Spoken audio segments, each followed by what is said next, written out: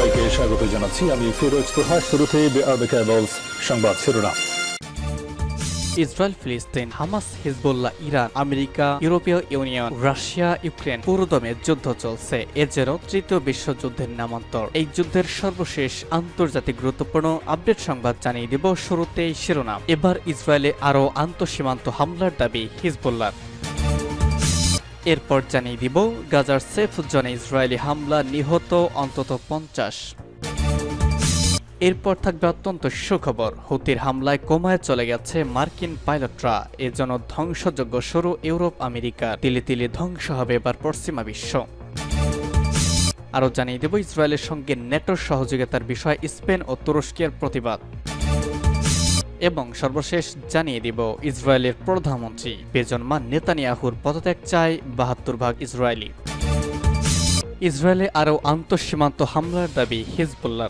Lebanon ভিত্তিক Iran সমর্থিত group Hezbollah জানিয়েছে ইসরায়েলে তারা একাধিক আন্তঃসীমান্ত হামলা চালিয়েছে। গতকাল কাতার ভিত্তিক সংবাদ মাধ্যম আল জাজিরার এক প্রতিবেদনে তথ্য জানানো হয়েছে। প্রতিবেদনে বলা হয়েছে হিজবুল্লাহ বলেছে যে তারা শেবা ফার্মে একটি ইসরায়েলি বাহিনী বা সামরিক ঘাঁটিকে লক্ষ্যবস্তু করেছে। শেবা ফার্ম ইসরায়েলের দখলে থাকা লেবাননের ভূখণ্ডের একটি অংশ। উত্তর ইসরায়েলের মার্গালিয়টের কাছে একটি সামরিক ব্যারাকেও হামলার কথা বলেছে তারা। ইসরায়েলের সামরিক বাহিনী বলেছে তাদের যুদ্ধ বিমানগুলো দক্ষিণ লেবাননের ৫টি স্থানে হামলা চালিয়েছে, যার মধ্যে রয়েছে রামিয়া, তায়ের হারফা ও কাফার কিলা। এদিকে গাজার স্বাস্থ্য মন্ত্রণালয় জানিয়েছে গাজা ইসরায়েলের হামলায় গত ২৪ ঘন্টায় অন্তত ৫০ ফিলিস্তিনি নিহত হয়েছেন। এতে গত বছরের অক্টোবর থেকে পর্যন্ত মোট মৃতের সংখ্যা বেড়ে ৩৮,৩৪৫ জনে পৌঁছেছে। এছাড়া ওই ঘটনায় আরও ৫৪ জন আহত হয়েছে। তাদের নিয়ে আহতদের সংখ্যা ৮৮,২৯৫ জনে দাঁড়িয়েছে। মন্ত্রণালয় বলেছে অনেক মানুষ এখনও ধ্বংসস্তূপে নিয়েছে এবং রাস্তায় আটকে পড়ে আছেন, কারণ উদ্ধারকারীরা তাদের কাছে পৌঁছাতে পারছেন না। গাজার সেফ জোনে ইসরায়েলি হামলা, নিহত ৫০। দক্ষিণ গাজার খান ইউনিসের পশ্চিম এলাকায় আল মাওয়াশিতে ভয়াবহ হামলা চালিয়েছে ইসরায়েলি বাহিনী। এতে ৫০ জনের বেশি নিহত হয়েছেন, আহত হয়েছেন বহু। আজ সেখানের মেডিকেল সূত্র এই তথ্য নিশ্চিত করেছে। সেখানে তাঁবুতে আশ্রয় নিয়ে বাস্তুচ্যুত ফিলিস্তিনিদের লক্ষ্য করে যুদ্ধ বিমান দিয়ে হামলা চালানো হয়েছে। গাজ সিভিল ডিফেন্সের মুখপাত্র জানিয়েছেন ওই স্থানটিকে ইসরায়েল সেফ জোন হিসেবে আখ্যায়িত করেছিল। প্রকাশিত ছবিতে দেখা গেছে আহতদের উদ্ধারের চেষ্টা করছে ফিলিস্তিনিরা। ভুক্তভোগীদের মধ্যে শিশু ও প্যারামেডিসিকরাও রয়েছে। সংবাদ মাধ্যম আল জাজিরার প্রতিবেদনে বলা হয়েছে ইসরায়েলি সেনাবাহিনী নতুন করে একটি ধ্বংসযজ্ঞ চালিয়েছে। ওই এলাকায় অন্তত ৫টি বোম্ব ও ৫টি ক্ষেপণাস্ত্র নিক্ষেপ করা হয়েছে। হামলার যেসব ছবি পাওয়া যাচ্ছে তাতে মনে হচ্ছে সেখানে ধ্বংসাত্মক হামলা চালিয়েছে ইসরায়েল। আহতদের নাসের ও কুয়েতে হাসপাতালে নেওয়া হচ্ছে বলেও জানানো হয়েছে। এদিকে গাজায় হেপাটাইটিস আক্রান্ত হয়েছে ৭০,০০০-এর বেশি মানুষ। অবরুদ্ধ উপত্যকার মিডিয়া অফিস বলছে গত বছরের ৭ অক্টোবর যুদ্ধ শুরুর পর থেকে গাজা উপত্যকার বিভিন্ন অংশে বাস্তুচ্যুত হওয়ার কারণে ৭১,৩৩৮ জন হেপাটাইটিস আক্রান্ত হয়েছেন। প্রায় ১০ মাস ধরে চলা সংঘাতে গাজার এমন কোনো স্থান বাকি নেই যেখানে ইসরায়েলি বাহিনী হামলা চালায়নি। গাজায় প্রায় সর্বত্রই ইসরায়েল হামলা চালিয়ে মসজিদ, ভবন, স্কুল, হাসপাতাল ধ্বংস করে দিয়েছে। গাজায় হামলা অব্যাহত থাকায় প্রতিনিয়ত লোকজনকে এক এলাকা থেকে অন্যত্র আশ্রয় নিতে হচ্ছে। হুতির হামলায় কোমায় চলে গেছে মার্কিন পাইলটরা। মার্কিন নৌবাহিনীর পাইলটরা ইয়েমেনের সশস্ত্র গোষ্ঠীর হুতির নৌকেন্দ্রিক হামলার ঘটনাকে ভয়ঙ্কর ও বিষাদপূর্ণ বলে আখ্যায়িত করেছে। তাদের মতে এই হামলার ফলে কোমার মতো পরিস্থিতি তৈরি হয়েছে। ফিলিস্তিনি সমর্থনে গত বছরের অক্টোবর থেকে লোহিত সাগর ও আরব সাগর, এডেন উপসাগরে ইসরায়েলি মালিকানাধীন ও দেশটি অভিমুখে যাত্রা করা জাহাজে হামলা শুরু করে হুতি।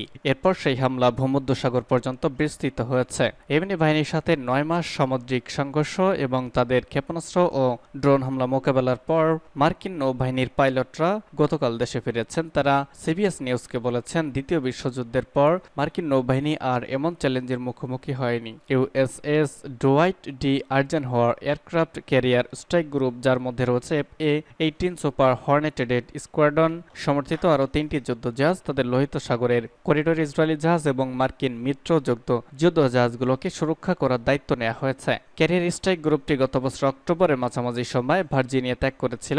ইয়েমেনের প্যালেস্টাইনপন্থী প্রতিশোধমূলক আক্রমণ বৃদ্ধির পর কৌশলগত এই জলপথে তাদের মোতায়েনের সময়সীমা দুবার বাড়ানো হয়েছিল। লেফটেন্যান্ট কমোডর চ্যারিটি সোম্মা বলেছেন, সত্যি বলতে এটা হুতিদের হামলা সম্পূর্ণ অবিশ্বাস্য ছিল। আমার মনে হয় ক্যারিয়ার স্ট্রাইক গ্রুপ থাকা কেউ এমনটা ঘটবে বলে আশা করেনি। সিবিএস জানতে চেয়েছিল তার যে পরিস্থিতির মুখোমুখি হয়েছিল তাকে দ্বিতীয় বিশ্বযুদ্ধের পর থেকে সবচেয়ে তীব্র নৌযুদ্ধ হিসাবে বর্ণনা করা যেতে পারে কিনা। অর্লভ বলেছেন, সত্য ঘটনা, পরিস্থিতি তেমনই হয়েছিল। ইসরায়েলের সঙ্গে নেটোর সহযোগিতার বিষয়ে স্পেন ও তুরস্কের প্রতিবাদ। তুরস্কের প্রেসিডেন্ট রিসেপ তাইয়িপ এরদোগান বলেছেন, উত্তর আটলান্টিক সামরিক সহযোগিতার জোট তথা নেটো ইসরায়েলের সঙ্গে সহযোগিতা অব্যাহত রাখতে পারছে না, কারণ ইসরায়েল নেটোর মৌলিক নীতিমালা ও মূল্যবোধগুলো লঙ্ঘন করেছে। এরদোগান ওয়াশিংটনে নেটো শীর্ষ বৈঠকে অংশ নেওয়ার পর এক সংবাদ সম্মেলনে এই মন্তব্য করেছেন। ওই বৈঠকে ইউক্রেন অংশ নিয়েছে। এরদোগান বলেছেন, ইসরায়েল গাজায় ফিলিস্তিনিদের ওপর গণহত্যা চালাচ্ছে। এরদোগানের আগে স্পেন গাজা ও ইউক্রেন সংকটের বিষয়ে নেটোকে সমান দৃষ্টির নীতি গ্রহণের আহ্বান জানিয়েছে।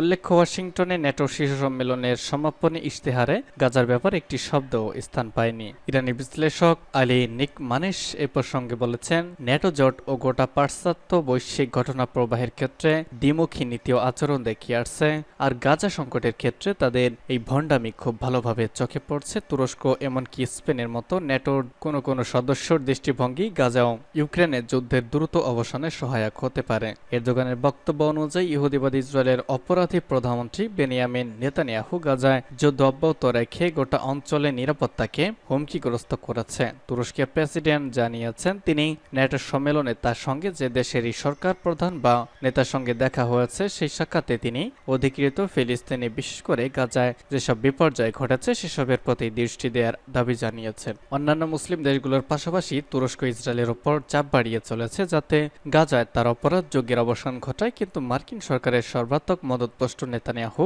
গাজায় যুদ্ধবিরতি প্রতিষ্ঠায় সম্মত হচ্ছে না, বরং গাজায় নৃশংস অপরাধযোগ্য অব্যাহত রেখেছে। সম্প্রতি জাতিসংঘের ঘোষিত স্কুল কেন্দ্রিক দুটি শরণার্থী শিবিরে নির্বিচার বোমা হামলা চালিয়ে ইসরায়েল বিপুল সংখ্যক বেসামরিক ও প্রতিরক্ষাবিহীন ফিলিস্তিনিকে হতাহত করেছে, যাদের বেশিরভাগই নারী ও শিশু। তুরস্কের প্রেসিডেন্ট এরদোগানের বক্তব্য অনুযায়ী হেগের আন্তর্জাতিক বিচারালয় ইসরায়েলের বিরুদ্ধে দক্ষিণ আফ্রিকার আনা মামলায় শরিক হয়েছে। তুরস্ক আন্তর্জাতিক পর্যায়ে ইসরায়েলের বিচার অনুষ্ঠানের আয়োজন ও ইসরায়েলের বিরুদ্ধে মামলা দায়ের খুব গুরুত্বপূর্ণ হলেও এর পাশাপাশি শিশুঘাতক ইসরায়েলি শাসক গোষ্ঠীর সঙ্গে রাজনৈতিক ও বাণিজ্য সম্পর্ক ছিন্ন অনেক বেশি কার্যকর পন্থা এবং এভাবে খুব দ্রুত যুদ্ধবন্ধে ইসরায়েলকে বাধ্য করা সম্ভব হতে পারে। ইসরায়েল প্রধানমন্ত্রী কার্যালয়ের পক্ষ থেকে জানানো হয়েছে, বাসভবনের কাছের একটি চিকিৎসা কেন্দ্রে সারা রাত অবস্থান করেছেন তিনি।